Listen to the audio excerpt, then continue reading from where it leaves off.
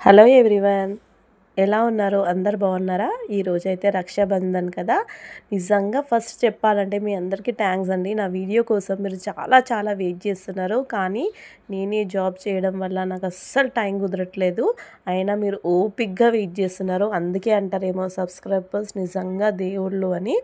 So ఒక్కరు కూడా తగ్గకుండా మళ్ళీ నా వీడియోస్ కోసం అలానే వెయిట్ చేస్తూ ఎదురు చూస్తున్నారు కాబట్టి నాకు చాలా సంతోషంగా ఉంది.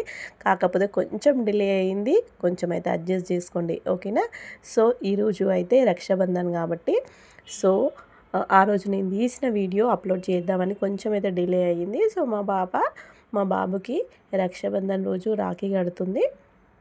అండ్ మంచిగా కూర్చొని పద్ధతిగా బొట్టు పెట్టి అక్షంతలేసి కొంచెం దీపాలు ఆరతిగా ఇచ్చి అప్పుడు బ్లెస్సింగ్స్ తీసుకుంటున్నాడు మా బాబు. అండ్ ఇంకొచ్చేసి ఏంటంటే ఏదైతే మా బాబు దాచుకున్న చిన్న కిడ్డీ బ్యాంక్ ఉంటుంది కదా, అందులో నుంచి తన సిస్టర్కి ఇచ్చిండు. అది మాత్రం నాకు చాలా హ్యాపీగా అనిపించింది.